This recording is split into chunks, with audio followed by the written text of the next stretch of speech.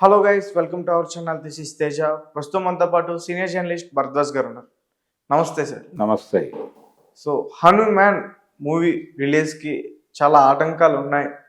దీన్ని ఖచ్చితంగా మనం ముందుండి తీసుకెళ్ళాలి, దానికి సపోర్ట్ చేయాలని చెప్పేసి బీజేపీ ఎమ్మెల్యే రాజాసింగ్ గారు మాట్లాడడం జరిగింది దానిపైన. సో దాని గురించి మీరేం చెప్తారు? ఏ రకమైన అడ్డంకులు లేవండి ఆ సినిమాకి. అయితే ప్రస్తుతం రామనామాన్ని జనాల్లోకి ఎక్కించేటువంటి ఒక ప్రోగ్రాం బీజేపీ తీసుకుంది. రాముడి ఫేవర్ని జనాల్లోకి ఎక్కించేటువంటి ప్రోగ్రాం ఒకటి ఎన్నికల నేపథ్యంలో, పార్లమెంట్ ఎన్నికలు రాబోతున్నాయి. రేపు 22వ తారీఖు అయోధ్యలో రామాలయం ప్రతిష్టా కార్యక్రమం నడుస్తోంది. అంటే రామాలయం జన సందర్శనం కోసం ఓపెన్ చేస్తున్నారు. ఈ ఓపెన్ చేసే కార్యక్రమానికి దేశవ్యాప్తంగా చాలామందిని పిలిచారు. వాళ్ళు ప్రతి ఇంటికి కూడా అక్షింతలు పంపిస్తున్నారు. అక్షింతలు పంపించిన ప్రతి ఇంటి నుంచి ఒక ప్రతినిధి వెళ్ళాలి అనే ప్రోగ్రాం. ప్రత్యేక రైడ్లు వేశారు దేశంలో అన్ని ప్రాంతాల నుంచి అయోధ్యకి. అలాగే ప్రతి ఏరియాలోనూ సెలబ్రిటీస్ అందరూ కూడా అక్కడికి వెళ్ళే ప్రయత్నాల్లో ఉన్నారు. చిరంజీవి గారు నేను ఎడుతున్నానని హనుమాన్ వేదిక మీద ప్రకటించాడు. ఆయన అయోధ్య రాముడి ఆశీర్వాదంతో ఈ సినిమా అద్భుతమైన విజయం సాధించబోతోంది అని కూడా ప్రకటించాడు ఆయన, చిరంజీవి గారు. ఆయన పెడుతున్నాడు, రజనీకాంత్ గారు పెడుతున్నాడు. ఆయన కూడా ఓపెన్గా చెప్పాడు నేను వెళ్తున్నానని. సో చాలామంది అక్కడికి వెళ్ళి రామదర్శనం చేసుకోబోతున్నారు. ఈ బ్యాక్డ్రాప్లో తెలుగులో కాదు, మొత్తం పాన్ ఇండియా లెవెల్లో ఈ ఫీవర్ని ఎన్కాస్ట్ చేసుకునే ప్రోగ్రాంలో భాగంగా పాన్ ఇండియా ప్రాజెక్ట్గా ఇప్పుడు ఈ సినిమాని రిలీజ్ చేస్తున్నారు, హనుమాన్. ఈ సినిమాకి కొంచెం హైప్ తీసుకురావడం కోసం ఆయన తిప్పలు పడుతున్నాడు. ఆయన తనదైన పద్ధతిలో ప్రమోట్ చేస్తున్నాడు దాన్ని. ఎవరు? రాజాసింగ్ చాలా దూకుడుగా ప్రకటనలు ఇవ్వడంలో సిద్ధాస్తుడు అని మనం చూసాం. ఈ మధ్య కూడా ఆయన ఇలాంటి కాంట్రవర్షియల్ స్టేట్మెంట్స్ ఇచ్చాడు. అంటే స్పీకర్గా ఒక ముస్లింని కూర్చోబెట్టారు, ప్రోటెం స్పీకర్గా. అతని ముందు నేను ప్రమాణం చేయను అని చెప్పేసి అడ్డం తిరిగాడు. ఎమ్మెల్యేగా గెలిచి అక్బరుద్దీన్ ఓవైసీని కూర్చోబెట్టారు ఆ రోజు. అతని ముందు నేను ప్రమాణం చేయను అని చెప్పి అడ్డం తిరిగి విచిత్రమైనటువంటి ప్రకృతి చూశాం మనం. ఇలాంటి ప్రకటనలు చేయటంలో ఆయన సిద్ధాస్తుడు. వాళ్ళతో మళ్ళీ పొత్తు పెట్టుకుంటుంది వీళ్ళ పార్టీ. ఎంఐఎంతో వీళ్ళ బీజేపీ పొత్తు పెట్టుకుంటుంది. వాళ్ళిద్దరూ కలిసి ప్రయాణం చేస్తారు. వాళ్ళు ఏం చేయాలో వీళ్ళే చెప్తారు. ఒకవేళ వాళ్ళ ప్రోగ్రాంకి ఏదైనా ఆర్థికంగా ఇబ్బంది ఉంటే వీళ్ళే డబ్బులు చదువుతారు. అక్కడ దాకా స్నేహం నడుస్తుంది. కానీ జనాల్లోకి ఒక విచిత్రమైనటువంటి అంశాన్ని పంపు చేయటం కోసం హిందూ ఓటు యూనిఫికేషన్ అనే ప్రోగ్రాంలో భాగంగా ఆయన ఇలాంటి మాటలు మాట్లాడుతూ ఉంటాడు.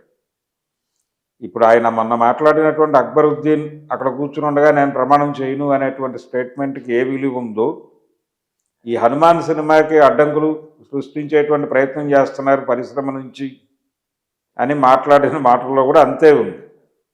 అంటే ఒక ఫీవర్ రెచ్చగొట్టే ప్రయత్నం చేస్తున్నాడు ఆయన. హనుమంతుడి మీద మేము సినిమా తీస్తే దాన్ని రిలీజ్ కాకుండా వీళ్ళందరూ అడ్డం పడిపోతున్నారు. ఏమిటి భారతదేశంలో మన దేవీ దేవతల పరిస్థితి ఏమిటి? మన దేవుళ్ళ గురించి, మన చరిత్ర గురించి మనం సినిమాలు తీసుకుంటే దాన్ని రిలీజ్ కానివ్వరా, దానికి స్క్రీన్స్ ఇవ్వరా అని దీన్ని ఒక మతపరమైన వివాదంగా మార్చేసి దీన్ని ఎన్కాష్ చేసుకునే ప్రోగ్రాంలో ఆయన ఈ వ్యవహారాన్ని చూస్తున్నాడు. అంటే ఈ సినిమాకి స్క్రీన్స్ తక్కువే అవకాశం ఉంది అనే మాట ఆల్రెడీ దిల్ రాజు గారు మాట్లాడాడు కదా. అది చాలు లీడ్. దాన్ని లీడ్గా తీసుకుని దీని వెనకాల కుహనా సెక్యులరిస్టులు మోహరించి సూడో సెక్యులరిస్టులు అందరూ కలిసి సినిమాని తొక్కేస్తున్నారు అని కూడా మాట్లాడగల సమర్థుడు అతను రాజాసింగ్. ఓకే, వీళ్ళకి కావాల్సింది ఫేవర్. రామ ఫేవర్ని ఎక్కించాలి. ఈ ఫేవర్ని ఏప్రిల్ వరకు సస్టైన్ చేయాలి. ఈ ఫేవర్ మీదుగా ఓటర్లందరూ లోపలికి వెళ్ళి కమలం గుర్తుకు ఓటేయాలి. అక్కడ దాకా దీన్ని నడపాలి. ఇప్పుడు కన్నడలో కూడా రాముడి సినిమా ఒకటి రిలీజ్కి రెడీ చేస్తున్నారు. దాన్ని డబ్బింగ్ వెర్షన్ మళ్ళీ మన ముందుకు వస్తుంది. ఈ సంక్రాంతి గొడవ అయిపోయిన తర్వాత అది వస్తుంది. ఆల్రెడీ పేపర్లో యాడ్ వచ్చేసింది. కన్నడ సినిమా, శ్రీరాముడు సీత ప్రధాన పాత్రధారులుగా ఒక పౌరాణిక సినిమా, రామాయణ నేపథ్యంలో ఒక సినిమా రిలీజ్ అవుతుంది కన్నడలో. కాబట్టి ఇలాంటి సినిమాలు ఇంకో 3-4 మోపవుతాయి. ఏది రేపు పార్లమెంట్ ఎలక్షన్స్ని దృష్టిలో పెట్టుకుని. ఇప్పుడు రామాలయం కూడా పార్లమెంట్ ఎన్నికల్లో బీజేపీ గెలుపుకు దోహదపడేదిగా మారాలి. రాముడు తన గుడి అంటే రామజన్మభూమి వివాదంగా మొదలైంది అది. అంటే రాముడు అక్కడే పుట్టాడు అని, అయోధ్యలో పుట్టాడు రాముడు, అక్కడే పుట్టాడు. ఆ పుట్టిన ప్రదేశంలో గుడి కట్టుకుని పూజలు చేసుకుంటూ ఉండగా బాబర్, మొఘలాయి చక్రవర్తి బాబర్ వచ్చి అక్కడ పడగొట్టేసి మసీదు కట్టి బాబ్రీ మసీద్ అన్నాడు. దాన్ని మేము పడగొట్టేశాం. ఇప్పుడు రామాలయాన్ని పునర్నిర్మించాం. అక్కడ పునర్నిర్మాణము అనేది అండర్లైన్ చేసుకోవాల్సిన పదం. ఒరిజినల్గా అక్కడ గుడి ఉందా, రాముడు అక్కడే పుట్టాడా అని చెప్పడానికి ఏ రకమైన సాక్ష్యాధారాలు లేవు. చారిత్రకంగా కూడా అసలు రామాయణం జరిగిందా లేదా అనే విషయంలోనే అనేక గందరగోళాలు ఉన్నాయి. ఈ గందరగోళాల మధ్య సుప్రీంకోర్టు ధృవీకరించింది. ఎలా ధృవీకరించింది? జనం నమ్ముతున్నారు, ప్రజల నమ్మకాల ఆధారంగా నేను ధృవీకరిస్తున్నాను అని ప్రకటించింది తీర్పులు. ప్రకటించి ఒక విస్తృతమైనటువంటి ఒక మెజారిటీ సమూహం నమ్ముతోంది కాబట్టి ఆ నమ్మకాన్ని డిస్టర్బ్ చేయకుండా అక్కడ గుడి కట్టుకోవడానికి అనుమతిద్దాము. అలాగే ఆల్రెడీ అక్కడ ఇంకో స్ట్రక్చర్ ఉంది, పడగొట్టేశారు, మన కళ్ళ ముందు పడగొట్టారు. రాముడి గుడి బాబర్ పడగొట్టినట్టుగా మనం చూడాల, కానీ బాబ్రీ మసీదుని కరసేవకులు కూల్చేసిన ఘటనలు మనం చూసాం మన కళ్ళ ముందు. కాబట్టి దీనికి ఒక రికార్డు ఉంది, దానికి రికార్డు లేదు. చారిత్రకంగా ఆధారాలు కూడా ఎక్కడ పెద్దగా కనిపించలేదు. కనిపించుంటే ఎప్పుడో జడ్జిమెంట్ రావాల్సిన కేసు అది.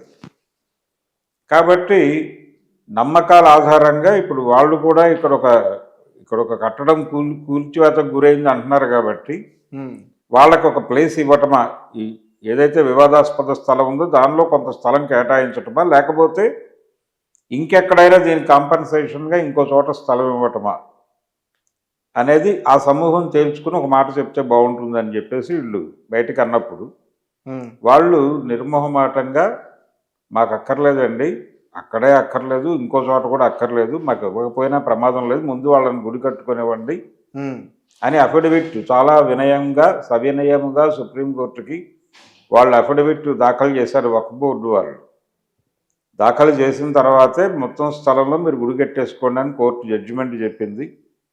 ఆ జడ్జిమెంట్ నేపథ్యంలో ఇప్పుడు ఆలయ నిర్మాణం జరిగి రేపు 22వ తారీఖున ఆ ఆలయంలోకి భక్తుల్ని ప్రవేశపెడుతున్నారు. అంటే ఆలయం అందరి సందర్శనం కోసం ఓపెన్ అవుతోంది.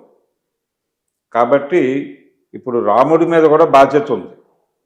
రేపు ఎన్నికల్లో బీజేపీని గెలిపించాల్సిన బాధ్యత రాముడి మీద ఉంది, హనుమాన్ మీద కూడా ఉంది. ఆ బాధ్యత గుర్తు చేస్తున్నాడు ఇప్పుడు రాజాసింగ్, హనుమంతుడికి గుర్తు చేస్తున్నాడు. నీ పేరుతో సినిమా తీశారు, ఈ సినిమాకి థియేటర్లు ఇవ్వకుండా ఇబ్బంది పెడుతున్నారు అనే ఒక వివాదాన్ని రేపి జనాల్లో కొంచెం సెంటిమెంట్ రెచ్చగొడతాం మేము, దానికి నువ్వు సహకరించాలి ఆంజనేయ అని ఆయన ఆంజనేయ స్వామికి కూడా కాషన్ నోటీస్ ఇస్తున్నాడు ఈ ప్రకటన ద్వారా. అంతే తప్ప ఇది పొలిటికల్ ప్రోగ్రాంలో భాగంగా ఆయన మాట్లాడుతున్నాడు తప్ప సినిమా కాంటెక్స్ట్లో కాదు. సినిమాకి గౌరవప్రదమైన స్క్రీన్సే ఇచ్చారు, గౌరవప్రదమైన షోసే ఇచ్చారు. ఆ మేరకు సినిమా అద్భుతంగా ఉండి పక్క సినిమా ఏదైనా తేడా అయితే ఇది నడిచిపోతుంది. రెండోది, ఇది లోకల్ మార్కెట్ వరకు ఉన్న వ్యవహారం. స్క్రీన్కి సంబంధించి లేదు, షో షేరింగ్కి సంబంధించి దిల్ రాజు గారు చెప్పిన మాటలు కేవలం తెలుగుకి సంబంధించి ఇది పాన్ ఇండియా ప్రాజెక్ట్ అని చెప్తున్నారు. మరి మిగిలిన ప్రాంతాల్లో తొక్కేయాలిగా, మరి అక్కడ తొక్కారో లేదో క్లారిటీ లేకుండా నువ్వు లోకల్ స్టాండ్గా ఇక్కడ మార్కెట్ వ్యవహారం మీద స్టేట్మెంట్ ఇచ్చేస్తే అలాగా. రాజాసింగ్ బెదిరింపు ధోరణి, బుల్డోజింగ్ పాలిటిక్స్ అంటారు. వదంతి యుద్ధం చేయటంలో, అంటే పుకారు యుద్ధం చేయటంలో వీళ్ళు సిద్ధహస్తులు బీజేపీ వాళ్ళు. ఒక పుకారు పుట్టించి దాని ద్వారా యుద్ధం చేసేస్తారు.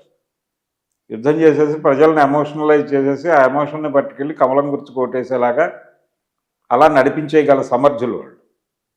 అందులో భాగంగా ఈ రకమైనటువంటి ప్రకటనలు రాజాసింగ్ గారు తరచూ చేస్తూ ఉంటాడు. దీన్ని పెద్ద సీరియస్గా పట్టించుకోవాల్సిన అవసరం ఏం లేదు. ఆ సినిమాకి గౌరవప్రదమైనటువంటి చోటే దక్కింది.